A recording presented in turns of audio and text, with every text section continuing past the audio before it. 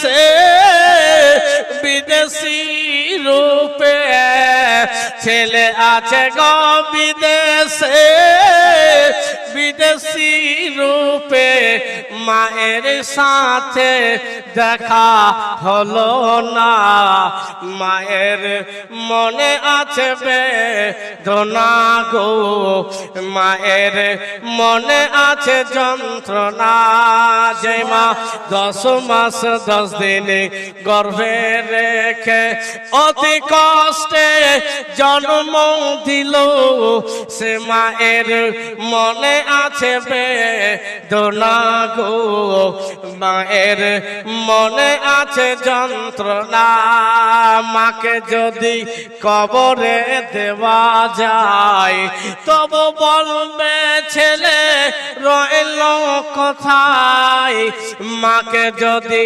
কবরে দেওয়া যায় তবু বলবে ছেলে রইল কোথায় ছেলে ভুলবে আমার মা ভুলবে না জোরে বলেন সুবহানাল্লাহ মাকে যদি কবরে দেওয়া যায় তবু বলবে ছেলে রইল কোথায় ছেলে ভুলবে আমার মা ভুলবে না মায়ের মনে আছে বেদনা গো মায়ের মনে আছে যন্ত্রণা যে মা 10 মাস 10 দিন গর্ভে রেখে অতি কষ্টে জন্ম দিল সে মায়ের মনে আছে বেদনা গো মায়ের মনে আছে যন্ত্রণা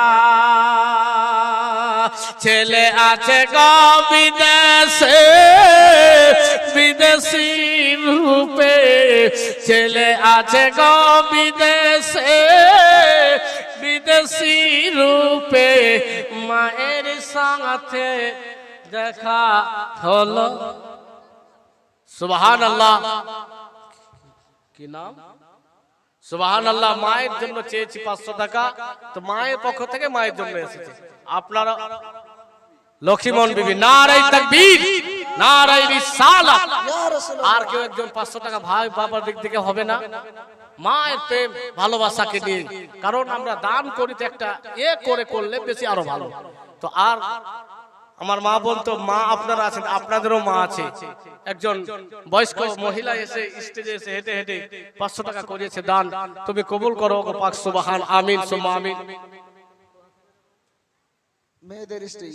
মেয়েদের দিক থেকে 600 সুবহানাল্লাহ 600 উপরে টাকা সুবহানাল্লাহ জাযাকাল্লাহু ফিদ দুনিয়া ওয়াল আখিরা মা তো বলতেছিলাম কি সালমার কথা মুত্তালিব নিয়ে চলতে লেগেছে মা মায়ের বুক আরো ধড়ফড় শুরু করেছে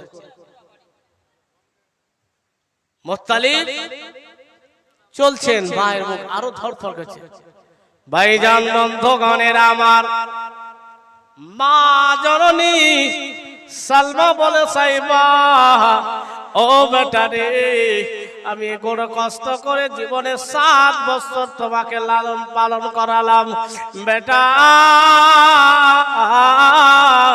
আমি বড় কষ্ট করে জীবন যাপন করলাম এমন সময় রে বেটা পৃথিবীর মানুষ আমার মুখ দেখা পছন্দ করত না আমার মুখ দেখে কেউ কাজে গেলে বলে কাজ হবে না আমার মুখ দেখে কেউ পরীক্ষাতে গেলে পরীক্ষা ভালো হবে না আমার মুখ দেখলে দিন ভালো হবে না রাত ভালো যাবে না বেটা রে বড় কষ্ট করে বড় অন্যায় কথা শুনে জীবন যাপন করালাম রে বেটা তোমার ভালোর জন্য আমি আমার বুক থেকে তোমাকে দূরে করলাম ভাইজান বন্ধুগণের আমার যেন সালমা যেন ঘোড়াওয়ারের দিকে তাকিয়ে রয়েছে যেন সালওয়ার চলতে চলতে অনেক দূর চলে গিয়েছে মা জান সালমা বাড়ির ভিতরে ঢুকে না বাড়ির ভিতরে যায় না সাইমার দিকে তাকিয়ে রয়েছে। যতক্ষণ পর্যন্ত আড়ালে গেল না ততক্ষণ পর্যন্ত বাড়ির বাইরে দাঁড়িয়ে থাকলো। যখন চোখের আড়ে হয়ে গিয়েছে বাড়ির ভিতরে ঢুকে যেন ঘরের মধ্যে সাইবার বলে কাঁদতেছে। সুবহানাল্লাহ সুবহানাল্লাহ। বন্ধুগণ, আজও এ মতো আছে। ছেলে বিদেশে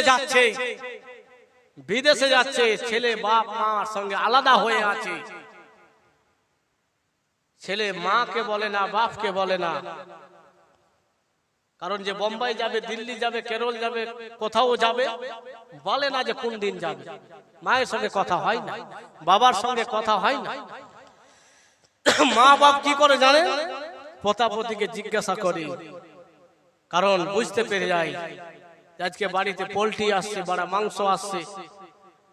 আরে ভাই কিংবা বোন, তোমার আব্বা বোম্বাই যাবে? বলে হ্যাঁ। কটার সময় বার হবে রে ভাই বা বোন? বলে 3টার সময় বা 4টার সময়। মা বাপ জিজ্ঞাসা করলে জানার পরে কি করেন? ওইখানে যে একদম রোডের কাছে দাঁড়িয়ে থাকবে যে আমার ছেলে যাবে তো আমি ওখানে দেখে নেব, কোন অন্য বাহানে যাবে। মা জননী ছেলে কথা বলে না, আব্বার সঙ্গে ছেলে কথা বলে না। আব্বা জান আগেই বাজারে দাঁড়িয়ে রয়েছে, ছেলেকে জীবনের জন্য দেখে নিবে। ছেলে 2 মাস 3 মাসের জন্য চলে যাবে। বন্ধুগণ, আব্বা জান যেন বাজারে আগে রয়েছে, সময়ের আগে বাজারে চলে গিয়েছে। এদিকে অন্য রাস্তা ধরে মা জান রাস্তার দিকে চলে গিয়েছে।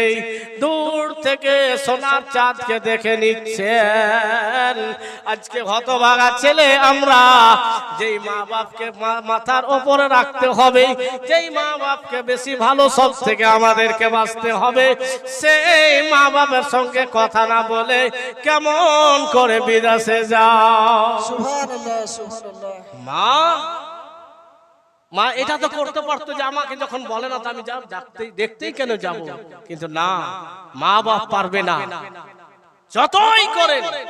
আজকে আমরা কিছু ছেলে এমনও আছি যে আমি হয়তো মা বাপকে খাওয়াচ্ছি, এটা করছি, আমি অন্য ভাইয়ের সঙ্গে কথা বলতে দেব না। কিন্তু না, এটাও করিয়েন না।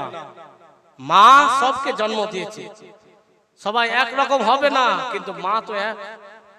6টা 8টা 4টা 5টা সন্তানকে একটা মায়ে সব কাজ করে খাইয়েছে, একটা বাপে রোজগার করে লালন পালন করেছে।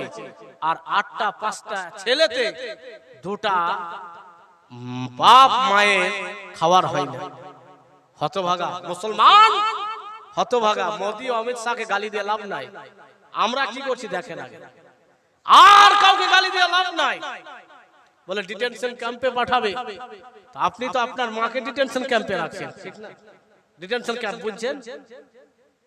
এনআরসির সময় খুব শুনতে পাচ্ছিলেন না যে ডিটেনশন ক্যাম্পে ভরে দিবে, ওখানে খাওয়ার হবে না, এ হবে না, ও হবে না, কোন রকম মানুষের মতো কাজ হবে না, জীবন যাপন হবে না যে মতো আমরা এখন করছি। তো আপনি কাকে গালি দিচ্ছেন? আপনি তো আপনার মা বাপকে ডিটেনশন ক্যাম্প থেকে খারাপ ব্যবহার করছেন। বন্ধুগণ, সাবধানতা অবলম্বন করুন, সাবধান হয়ে যান। এবার মুত্তালিব নিয়ে চলছেন, তখন মুত্তালিব রাস্তায় ভাবছেন যদি আমি এই ছেলের পরিচয় দিই যেটা আমার ভাতিজা হাসিমের ছেলে সাইবা, তাহলে মক্কার মানুষ এতিম বলে আমার ভাতিজাকে কষ্ট দিবে। এতিম বলবে, গরিব বলবে, মানে এতিমের সম্মান ছিল না রে মা বাপ, এতিমকে সম্মান মানুষ করতো না। তো মুত্তালিব চিন্তা করলেন যে আমার ভাতিজাকে কেউ এতিম না বলে। এতিম নাম চাকরকে সম্মান আছে, কিন্তু এতিমের সম্মান ছিল না। তো মুত্তালিব চিন্তা করলেন যে যদি মানুষ যখন আমাকে জিজ্ঞাসা করবে মক্কার মানুষ যে এটা কে, তখন আমি একে আমার গোলাম, আমার দাস বলে দেব। ভাইজান বন্ধুগণের আমার, মুত্তালিব যেন মক্কাতে প্রবেশ করেছেন। মক্কার মানুষেরা মুত্তালিবকে ডাক দিয়ে বলতেছেন, ইয়া সাইয়্যিদানা, এ আমাদের সরদার, ইয়া সাইয়্যিদানা, ইয়া আমাদের সরদার, মান হাজাল ওয়ালাদ, এই ছেলেটা কে আপনার সঙ্গে আছে? আরবিতে বলছে ইয়া সাইয়্যিদানা, এ আমাদের সরদার, মান হাজাল ওয়ালাদ, এই ছেলেটা কে? তখন হযরতে মুত্তালিব উত্তর দিচ্ছেন, হাজা ওয়ালাদি, হাজাল ওয়ালাদু আবদি, এই ছেলেটা আমার গোলাম, এই ছেলেটা আমার গোলাম, হাজাল ওয়ালাদু আবদি, এই ছেলেটা আমার গোলাম, আমার দাস।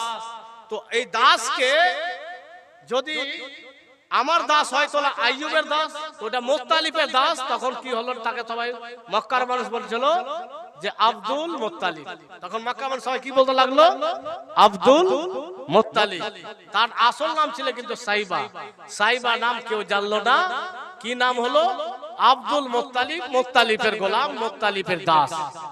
আর এটাই হলো আমার আপনার নবীর দাদু। জোরে বলেন সুবহানাল্লাহ। সুবহানাল্লাহ, সুবহানাল্লাহ। নবীর দাদুর আসল নাম হচ্ছে সাইবা। তো এই যে ঘটনা এতখানি সালমান কাছ থেকে মদিনা থেকে মক্কায় নিয়ে আসলেন, আর মুত্তালিব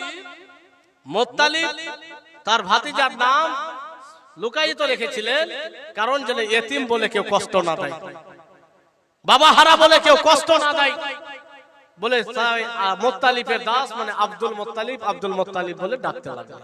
আর ওই নামটাই ইতিহাসের পাতায় বেশি পরিচিত হয়ে গেল। এবার আব্দুল মুত্তালিব মক্কার মানুষ বলতে শুরু করলেন, আব্দুল মুত্তালিব চাচা জান মুত্তালিবের সঙ্গে চলাফেরা করেন, সবকিছু দেখাশোনা করেন, দেখাশোনা সব যে মতো চাচা করেন, চাচাকে ফলো করেন। আর ভালোর বেটা ভালো, এটা হয় না যে ভালোর ছেলে ভালো হয়। তো তার আব্বা হাসিম খুব ভালো ছিল। মক্কাতে যতগুলো লোক তওয়াফ করতে আসতেন সবারই খবর রাখতেন, খাবার খেয়েছে কিনা, পানি পেয়েছে কিনা। বেরাদা একবার দুরূদ পাঠ করলো, এবং তারপরে বক্তব্য আগে বাজে। আল্লাহুম্মা সাল্লি আলা সাইয়্যিদিনা মাওলানা মুহাম্মাদ ওয়ালা আলি সাইয়্যিদিনা সৈয়দনা মাওলানা মুহাম্মদ সাল্লাল্লাহু তাআলা আলাইহি সাল্লাম।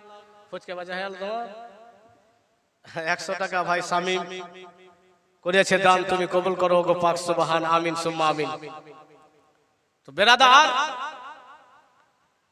তো মুত্তালিব এবং তার ভাতিজা আব্দুল মুত্তালিব মানে সাইবা আছে। সেই সময় কাবা ঘরে তওয়াফ করতে আসতেন মানুষ, তো বড় অসুবিধা হতো পানির। কিসের? পানির অসুবিধা হতো, মানে যেই মতো পানি হওয়ার দরকার সেই মতো পানি ব্যবস্থা ছিল না। তো হযরতে মুত্তালিব চিন্তা করলেন যে আমি মানুষের পানি কেমন করে ব্যবস্থা করব। আব্দুল মুত্তালিব এদিকে মুত্তালিব বয়স্ক হয়ে ইন্তেকাল হলেন। মুত্তালিব তার ভাতিজাকে সবকিছু বুঝিয়ে দিয়ে ভাতিজাকে কাবা ঘরের মোতাওয়াল্লি করে দিলেন। জোরে বলেন সুবহানাল্লাহ। এবার আব্দুল মুত্তালিব দেখলেন যে মানুষের সমস্যা সমাধান তো আমি করছি, ব্যবস্থা করছি, কিন্তু পানির ব্যবস্থাটা বড় কম। যদি পানির ব্যবস্থা হয়ে যেত বেশি হয়ে, তাহলে বড় ভালো হতো, তাহলে মানুষকে আমার দেওয়ার সুবিধা হতো। আগে পানির আকাল বড় ছিল, বেশি ছিল।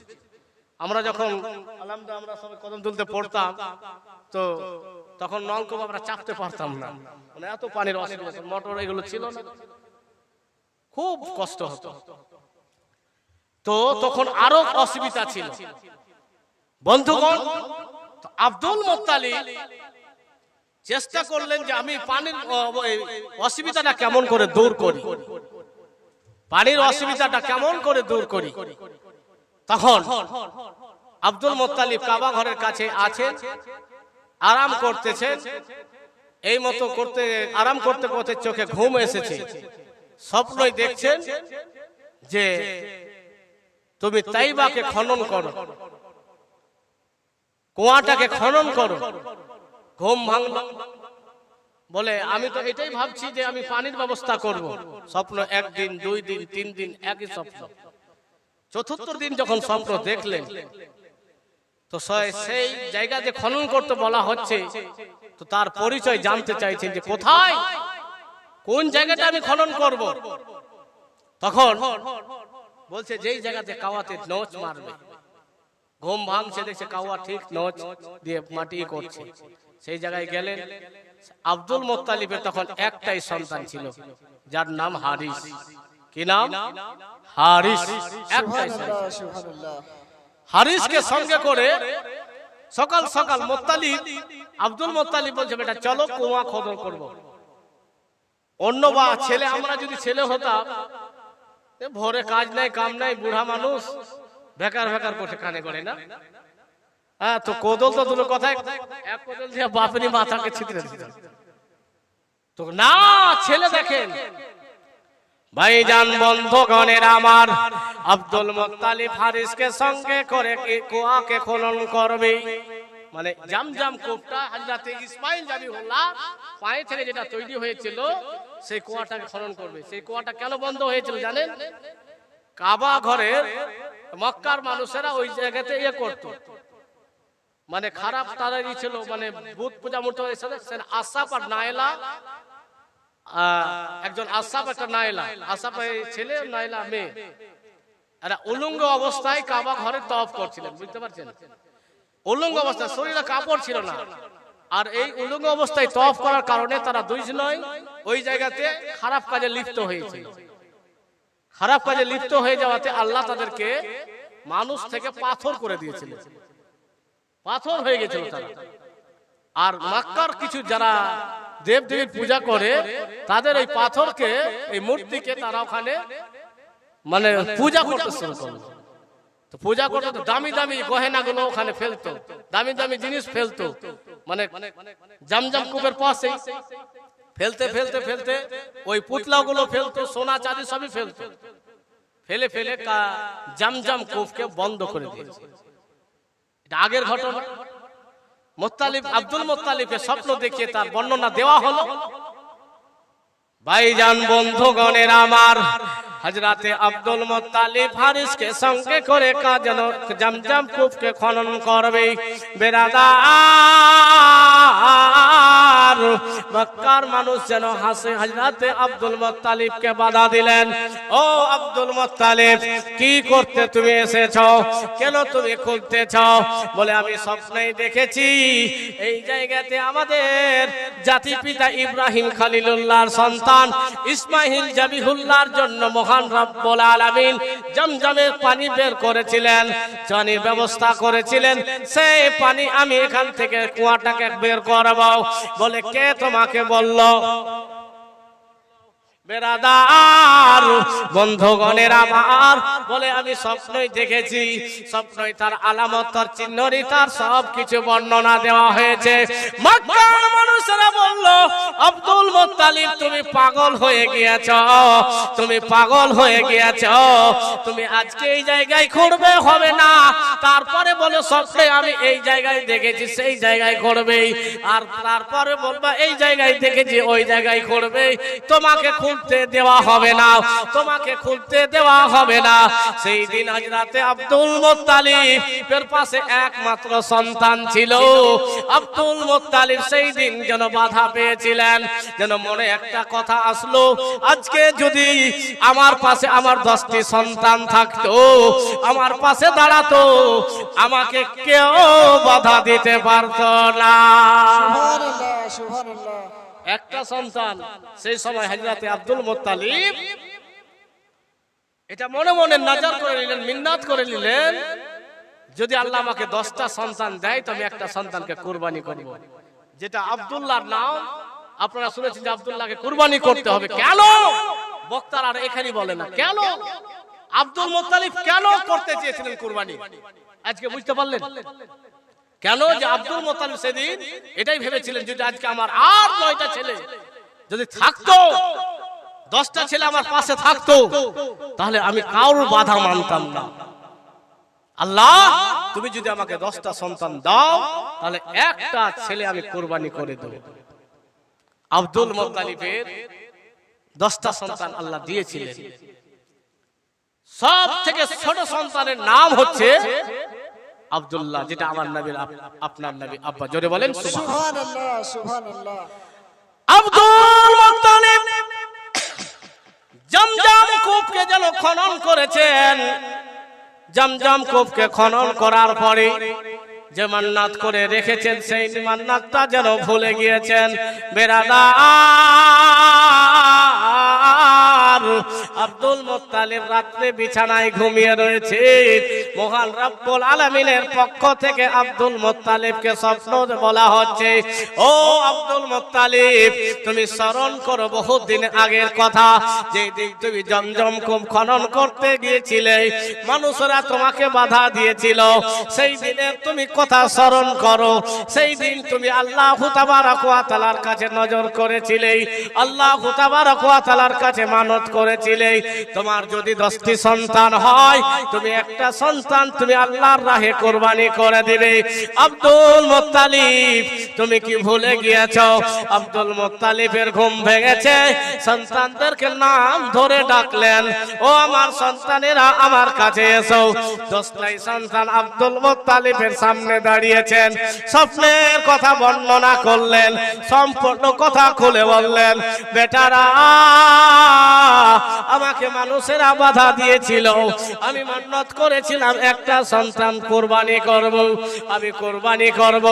সবাই সন্তানরা আব্বা জানের কাছে বলেছিলেন, আব্বা গো, আমরা তৈরি রয়েছি। এক হারিস বলছে তৈরি রয়েছি, একের পর এক সবাই বলছে তৈরি রয়েছি, আপনার যাকে চাই কুরবানি করে দে। সুবহানাল্লাহ সুবহানাল্লাহ। আপনার যাকে ইচ্ছা হয় কুরবানি করে দে। এবার সবাইকে তো কুরবানি করা যাবে না, যদি আমি 1 নম্বরটাকে করি তো মানুষ